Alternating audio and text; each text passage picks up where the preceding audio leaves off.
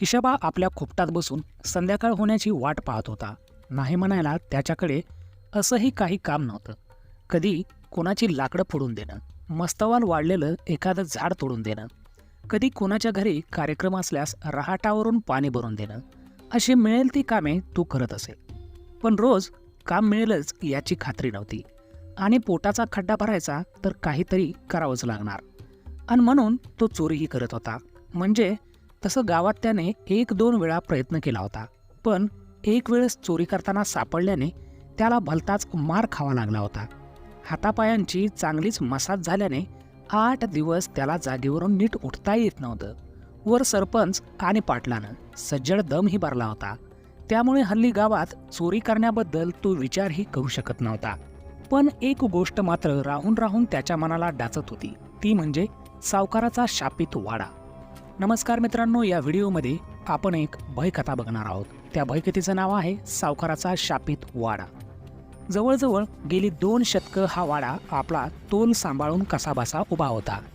वाड्यात कोणीही वास्तव्यास नव्हतं. म्हणजे 40कडे झुकलेल्या किशाबाला तर या वाड्यात कधी कुणी राहत होतं हे पाहण्यात आलं नव्हतं. जवळजवळ 100 वर्षांपूर्वी सावकाराची शेवटची वंशावळ त्या वाड्यात राहत होती.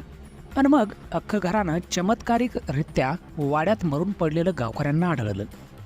कालांतराने त्या वाड्याबद्दल बऱ्याच अफवा गावात पसरल्या.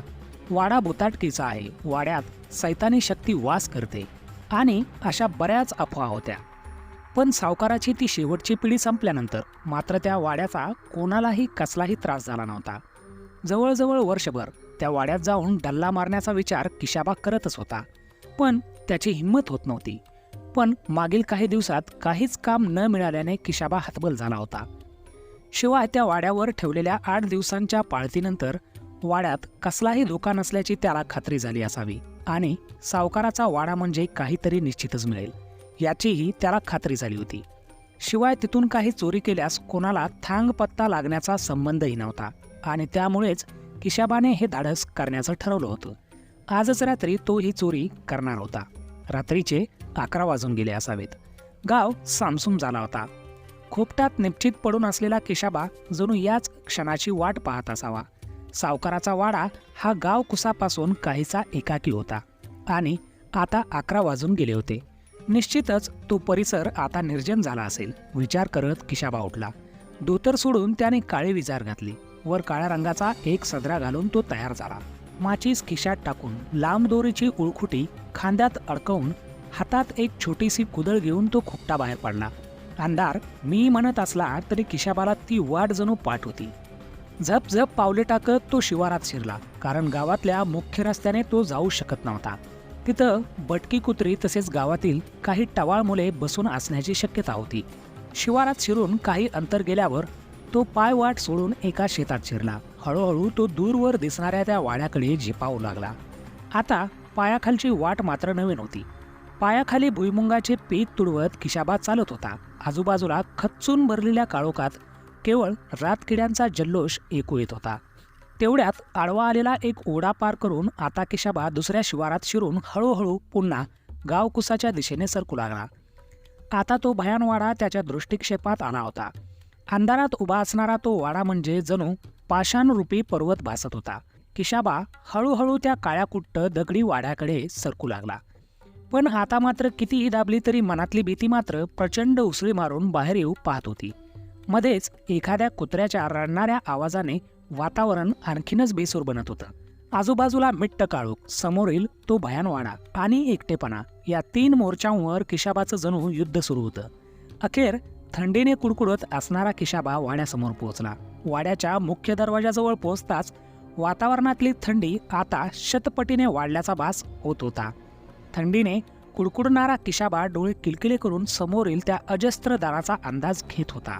ते पुरातन सागवी दार अभेद्य वाटत होतं. हे दार उघडण्याची शक्यता जवळपास नव्हतीच.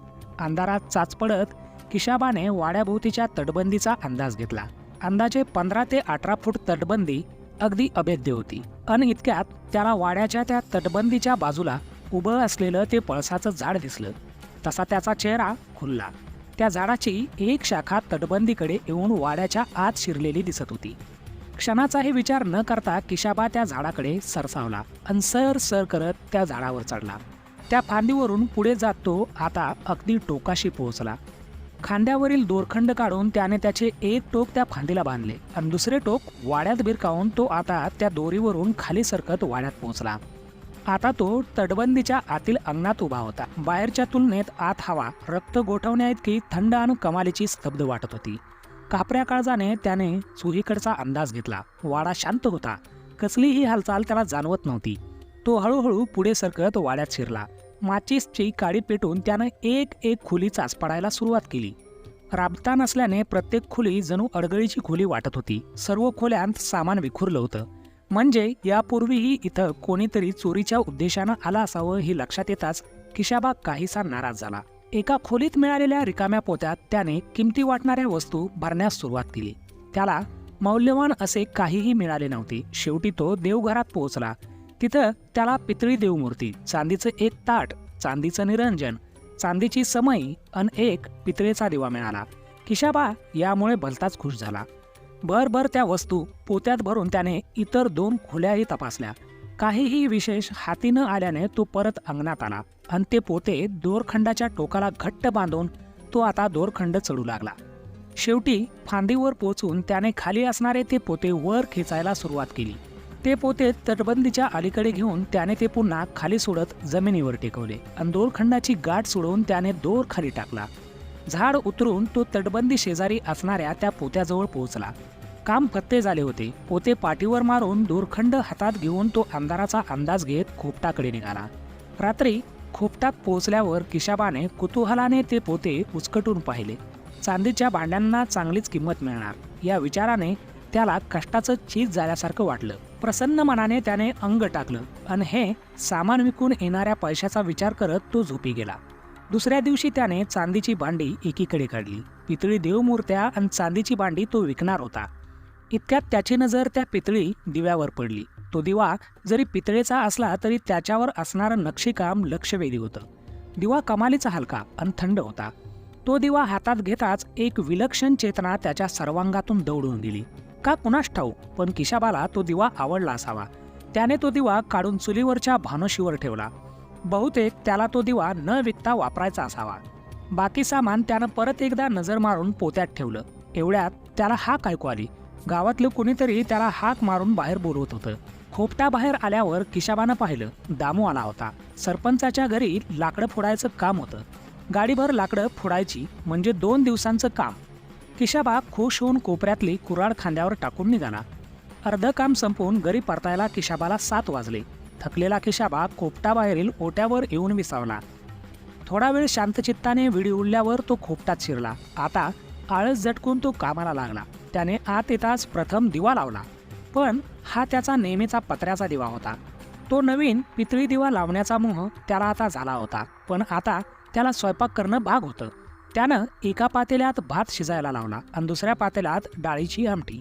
आता 10 मिनिटात त्याचं जेवण तयार होणार होतं. तो मस्त शेकत चुलीची लाकडे सावरत होता आणि इतक्यात त्याला त्या नव्या दिव्याची आठवण झाली. तो उठला. त्याने बानुशीवरचा तो दिवा हातात घेऊन त्याचं तोंड उघडलं. दिव्याची सुती वात अगदी नवीन वाटत होती. त्याने कोपऱ्यातल्या बाटलीमधील केरोसिन दिव्यात भरलं. वरील तोंडाचे आटे फिरून झाकण घट्ट केलं आणि दिवा पेटवला. आणि काही क्षण त्याचे डोळे दिपले. त्या दिव्याचा प्रकाश भलताच दुधाळ शुभ्र वाटत होता. पेटलेला दिवा त्याने उचलला आणि तो आता भिंतीत असणाऱ्या देवळीकडे निघाला. त्या देवळीतील जुना दिवा उचलून त्याने खाली ठेवला आणि त्या जागी हा नवीन दिवा ठेवून तो खाली झुकला. जुना दिवा उचलून त्यानं त्याची वात हातानं दाबून तो विझवला आणि तो आता चुलीकडे निघाला. तो पत्र्याचा दिवा भानोशीवर ठेवून तो चुलीवर अंग शेकू लागला. मागे देवळीत ठेवलेला तो पितळी दिवा चांगलाच प्रकाश फेकत होता. त्या सर्व खोपट्यात दुधाळ प्रकाश पसरला असला तरी देवळीच्या खाली भिंतीलगत मात्र अंधार होता. आणि अचानक त्या अंधारात काहीतरी चमकू लागलं आणि तिथं एक धुसर आणि काळी आकृती दिसू लागली. त्या आकृतीला कितीतरी डोळे असावे आणि ते डोळे अंधारात चमकत होते. ते असंख्य डोळे कमालीचे भेदक आणि तितकेच भुकेले वाटत होते. त्या आकृतीचे लक्ष पाठमोऱ्या किशाबावर खिळून होतं. किशाबाच्या अंगामुळे चुलीतला आगीचा प्रकाश अडला जात असल्याने त्याच्या मागे अंधारी सावली पसरली होती आणि त्याच अंधाराचा फायदा घेत ती आकृती अगदी बेमालूमपणे किशाबाकडे सरकू लागली. इतक्यात भात तयार झाला असल्याने किशाबा उठला आणि त्याने भाताचं पातेलं उचलून भानुशीवर ठेवलं. या प्रकाराने अंधाराचा आडोसा खंडित झाल्याने त्याच्या मागील ती आकृती क्षणात मागे सरकत खोपट्याबाहेर पडली. अनावधानाने का होईना पण किशाबा वाचला होता. रात्री उशिरा झोप आल्याने त्याने दिवा मालवला आणि तो झोपी गेला. दुसऱ्या दिवशी गावात हाहाकार उडाला. एका रात्रीत गावात 3 निर्गुण हत्या झाल्या होत्या. गावातील एका कुटुंबातील नवरा, बायको आणि एक म्हातारी अशा 3 लोकांना कुणीतरी बिभत्स पद्धतीनं मारलं होतं. ते हृदय पिळवटून टाकणारं दृश्य पाहण्यासाठी सारा गाव त्या घराभोवती जमा झाला होता. किशाबानेही काही क्षण थांबून ते मृतदेह पाहिले आणि तो आपल्या कामाला निघून गेला. त्या सायंकाळी अति थकवा आला असल्याने तो घरी न येता सरळ गुत्त्यावर गेला. तिथं त्यानं 1 बाटली रिचवली आणि शेजारच्या किसनाच्या हॉटेलातून भेळ बांधून घेऊन गुत्त्यावरून आणखी 1 बाटली घेऊन तो घराकडे निघाला. घरी पोचायला 8:30 झाली होती. घरी येताच त्याने खिशातल्या माचीसने देवळीतील तो दिवा लावला. दिव्याच्या प्रकाशात त्याने चूल पेटवली, पण भेळ सोबत आणल्याने त्याला आता जीवनाची भ्रांत नव्हती. तो चुलीत लाकडे घालून मस्त शिकू लागला. मागे त्या दिव्याच्या अंधारात हालचाल सुरू होती. ते असंख्य डोळे पुन्हा चमकू लागली आणि ती काळी कुट्ट सावली हळूहळू किशाबाकडे सरकू लागली. किशाबा गाणे गुणगुणत मस्त शेकत होता आणि इतक्यात त्याला बंडीच्या खिशातल्या त्या बाटलीची आठवण झाली. त्यानं बसल्या जागीच हात घालून ती बाटली बाहेर काढून फोडली आणि त्याने एक घोट घेतला. इकडे त्याच्या नरडीचा घोट घेण्यास आसुसलेली ती विचित्र आकृती हळूहळू पुढे सरकत होती. पुढचा घोट घशाखाली उतरवत असणारे किशाबाचे हात अचानक थांबले. त्याला कसलीशी चाहूल लागली असावी. त्याने चटकन मागे वळून पाहिले असता त्याला मागील अंधारात असंख्य डोळे चमकताना दिसले. किशाबाची दारू झटक्यात उतरली आणि तो धडपडत उठण्याचा प्रयत्न करू लागला. त्या क्षणार्धाच्या धडपडीत त्याच्या हातातली ती बाटली चुकून समोरच्या चुलीत पडली आणि एकच आगडोंब उसळला. दारूने पेट घेतला होता. तो अतितीव्र प्रकाश पाहून ते असंख्य डोळ्यांचं जे काही किशाबाच्या मागे होतं ते क्षणार्धात कोपटीच्या बाहेर अंधारात गुडूप झालं. हे सगळं इतक्या वेगात घडलं की किशाबा पाहतच राहिला. क्षणभर त्याला काहीच उमगलं नाही आणि भानावर येताच त्याच्या सर्वांगाला घाम फुटला. शरीरातल्या रक्ताला जणू भरतीसारखं उदान आलं होतं. ओठ भीतीनं कोरडे पडले होते. घामाने डबडबलेला तो कितीतरी वेळ तसाच चुलीजवळ बसून राहिला. चुलीच्या प्रकाशात त्याची झोप जणू कुठल्या कुठं पळाली होती. बरीच रात्र जागून काढल्यावर पहाटे कुठे त्याला झोप आली. दिवा मालवून तो झोपी गेला. सकाळी एका अभद्र आक्रोशाने त्याचा डोळा उघडला. उठून बाहेर जाताच त्याला कळालं, गावात परवा रात्रीच्या प्रकरणाप्रमाणेच काल शेजारच्या एका म्हातारीची हत्या झाली होती. आधीच धास्तावलेला किशाबा हा प्रकार पाहून आणखीनच घाबरला. या दोन्ही प्रकारामागं रात्री पाहिलेली ती असंख्य डोळ्याची सावलीच जबाबदार असावी त्याला याची खात्री होती. रात्रीचं आपलं मरण या म्हातारीमुळं टळलं हेही त्याला कळालं. त्या दिवशी दिवसभर किशाबा खोपटाबाहेर पडला नाही. त्याचे कशातच लक्ष लागत नव्हते. तो कमालीचा अस्वस्थ झाला होता आणि एकसारखा रात्रीच्या त्या प्रसंगाचा विचार करत होता. बघता बघता दिवस मावळला. 3 सांजा झाल्या तरी किशाबा आपल्याच विचारात गडून गेला होता. आपल्या गावावर कसलं तरी विचित्र संकट घोंगावत आहे आणि ते अभद्र रात्री घात घालून माणसांना मारत आहे ही बाब त्याला अस्वस्थ करत होती.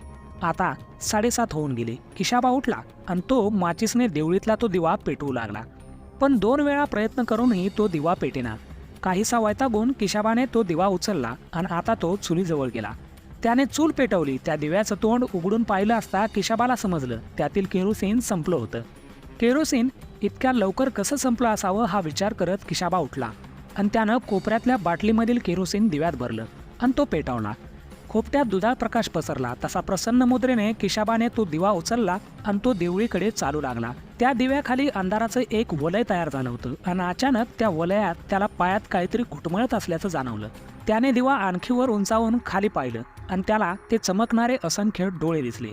तसा भीतीने त्याच्या हातातला दिवा निसटून खाली पडला. किशाबा तडक विजत असलेल्या चुलीकडे धावला आणि शेजारील केरोसिनची बाटली चुलीवर धरत त्याने चुलीत केरोसिन ओतलं. त्या भडक्याने साऱ्या खोपट्यात प्रकाश पसरला, पण ते डोळे कुठेही दिसले नाहीत. मग चुलीच्या उजेडात त्याने मगाशी हातातून पडलेला तो दिवा उचलला. त्याच्यातील केरोसिन भुईवर सांडलं होतं.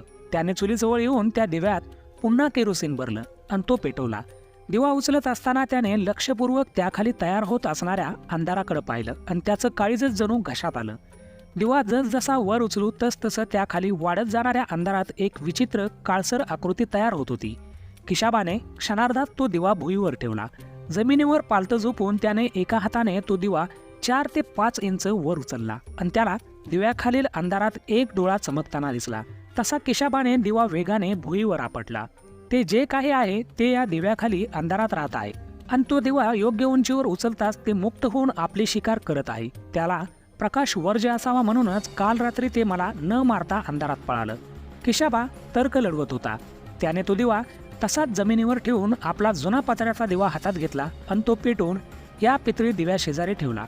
आता त्याने हा विचित्र पितळी दिवा विझवला आणि तो दिवा तसाच जमिनीवरून सरकवत एका अंधाऱ्या कोपऱ्यात नेला आणि हलकेच तो थोडा उंचावून पाहू लागला, पण काहीही दिसलं नाही. आता त्यानं तो दिवा चांगला 4 ते 5 फूट उंचीवर पकडला, पण त्याला काहीही दिसलं नाही. याचा अर्थ तो दिवा पेटवून ठेवला असेल तरच ती विचित्र आकृती तयार होती हे किशाबानं जाणलं. तो दिवा तसाच जमिनीवर ठेवून किशाबा कितीतरी वेळ विचार करत होता. सावकाराच्या वंशावळीच्या हत्येमागे हा विचित्र दिवाच असावा याची किशाबाला खात्री झाली होती. गावात झालेल्या 4 निष्पाप जीवांच्या हत्येला आपणच कारणीभूत आहोत. आपण जर हा दिवा त्या वाड्यातून बाहेर आणला नसता तर ते लोक आज मेले नसते. ही जाणीव त्याचं काळीज पिळवटून टाकत होती आणि काहीशा निर्धाराने तो उठला. त्याने तो पितळी दिवा हातात घेतला आणि तो तडक खोपट्याबाहेर पडला. रात्रीच्या अंधारात तो तडक सावकाराच्या वाड्याकडे निघाला होता. हातातला तो अभद्र दिवा तो पुन्हा त्या सावकाराच्या वाड्यात भिरकवणार होता. अंधारात तो त्या वाड्यासमोर पोहोचला. मिट्ट काळोखात तो वाडा अगदी स्तब्ध उभा होता. किशाबाने दिवा पकडलेला हात मागे खेचत प्रचंड ताकदीनिशी तो दिवा वाड्याकडे भिरकावला. एकदाची बिलामत गेली या विचारात तो खोपट्याकडे परतू लागला. सूर्य डोक्यावर आल्याने अंगाची लाही होत होती. गावातील 4 ते 5 इरसाल कार्टी सावकाराच्या त्या वाड्यासमोर जमली. एकट्याने वाड्याची प्रदक्षिणा घालण्याची त्यांची पैज लागली होती. एक कलंदर कार्ट समोर येऊन त्याने पैजेचा विडा उचलला आणि तो भित्री पावले टाकत वाड्याच्या तटबंदीच्या एका बाजूने वाड्यामध्ये जाऊ लागला. पुढील 4 ते 5 मिनिटात दुसऱ्या बाजूच्या तटबंदीने परत बाहेर येताना त्या पोराच्या हातात तो पितळी दिवा चमकत होता. त्या रात्री किशाबाने प्रचंड ताकदीने भिरकवलेला तो दिवा वाड्याच्या एका कोण्याकडे जाताना अंधारात उडणाऱ्या एका वटवाघुळाला धडकून तटबंदी बाहेर असणाऱ्या झाडीत पडला होता. तर मित्रांनो, असा होता हा सावकाराचा शापित वाडा. तुम्हाला ही गोष्ट कशी वाटली आम्हाला कमेंटमध्ये सांगायला विसरू नका. व्हिडिओ आवडलाच तर या व्हिडिओला लाईक करून आपल्या मित्रांसोबत आणि मैत्रिणींसोबत नक्की शेअर करा. आणि अशाच प्रकारचे व्हिडिओ बघण्यासाठी आमच्या या जरा हटके मराठी या यूट्यूब चॅनलला सबस्क्राईब करून बेल नोटिफिकेशन आयकॉनला ऑनवर सेट करायला विसरू नका. Thanks for watching. भेटूया पुढच्या व्हिडिओमध्ये.